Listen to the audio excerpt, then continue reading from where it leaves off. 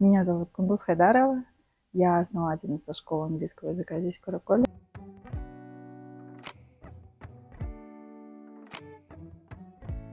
Я попробовала поработать преподавателем в Бишкеке в образовательных центрах, а потом решила вот попробовать у себя в городе, в Караколе. Начиналось это в 2012 году с 3 преподавателей, и с тех пор вот мы развиваем это дело здесь. Увидела в соцсетях, решила попробовать, потому что развиваться нужно, получать знания тоже нужно в сфере бизнеса, потому что я сама как бы и преподаю, и веду все это дело. И мне кажется, все равно не хватает опыта, знаний именно ведения бизнеса. И вот после вашего курса, да, как бы после акселерации мы вот, получается, построили новый офис, получили мотивацию. Вот. Получить лицензию было очень сложно. Это, мне кажется, самая такая важная часть, потому что, открыв образовательный центр, хотелось, чтобы все было юридически, да, правильно оформлено, чтобы была лицензия, чтобы мы могли выдавать сертификаты. Поэтому, мне кажется, самый сложный этап был вот получить все юридические документы и вообще управлять, потому что никакого опыта нет, у меня не было. Важную роль, наверное, играет еще семья, наверное. Например, мой супруг очень хорошо поддерживает. И вот поддержка, наверное, семьи, да, близких тоже играет очень важную роль. И с помощью, получается, семьи развиваемся.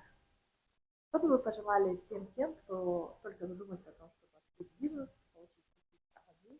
Может быть, ваш совет или направление? Ну, я думаю, нужно пробовать, пытаться, не надо бояться. Если возникает какая-то идея, если хочется открыть что-то, не надо бояться. Сейчас очень много возможностей, да. Вот в наше время, не знаю, лет 10 тому назад, закрытыми глазами открывала этот бизнес. Я не знала, как нужно получить лицензию, как нужно вообще налоги сдавать и так далее, и так далее. А сейчас, мне кажется, очень много программ, да, вот как AP, например, есть очень много разных проектов и очень хорошо поддерживают сейчас предпринимательниц, мне кажется, в Кыргызстане. Надо пробовать. В Караколе считаю, что не особо много конкурентов. Да. Взрослые тоже ходят. Мы сейчас обучаем детей 6 лет, ходят взрослые, дети, ну, в основном подростки. В течение 10 лет мы уже разработали свою методику. Вначале пробовали разные книги, оксфордовские, кембриджевские. В итоге пришли к тому, что нужно разрабатывать свою методику. И сейчас как бы у нас имеются свои материалы, свои книжки. И как бы эта методика очень эффективная, поэтому к нам все хотят.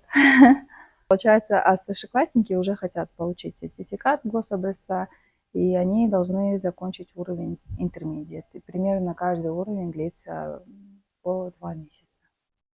И в целом, ну, где-то 8, да, месяцев, чтобы окончить. Есть программа Flex. Мы вот подготавливаем наших учеников. Есть финалисты, которые, получается, уезжают в Америку на 1 учебный год по обменной программе. Плюс многие наши ученики поступают в зарубежные вузы. Сейчас мы открыли курсы по подготовке к IELTS, поэтому очень много учеников, которые как бы действительно добиваются хороших результатов, особенно наши выпускники. Многие учатся за рубежом. В основном у нас работают местные преподаватели, все с опытом. В данный момент у нас имеется учитель из Англии, получается, носитель языка. Вот сейчас работают около 10 преподавателей. После пандемии мы решили, что мы хотим построить свой офис, потому что на протяжении 8 лет мы арендовали помещение. Построили как бы небольшое помещение, было 4 кабинета у нас. А потом поняли то, что желающих обучаться у нас было очень много, как бы они уже не помещались. И на тот момент, вот после того, как мы начали акселерацию, да, была идея вообще как бы построить вот такого холла, как сейчас здесь. Нам не хватало очень, чтобы дети типа сидели для досуга, для, допустим, мероприятий наших. И мы изначально думали, то, что мы просто построим дополнительный такой корпус, просто такой зоны не хватало. Потом прошли акселерацию, получили инвестиции, и мы решили, раз строить, так надо строить. И вот сейчас, получается, построили второй этаж. У нас в данный момент 8 кабинетов. Есть теперь учительская и большой зал. Изначально, да, хочется развивать именно образовательный сектор, поэтому мы остались в Караколе с супругом. Хотя есть возможность, да, уехать, наверное, как и все, например, в Америку или в Европу, обучаться там, работать. Но, если честно, вот жалко, да, бросать вот это все дело, которым я занимаюсь уже более 10 лет.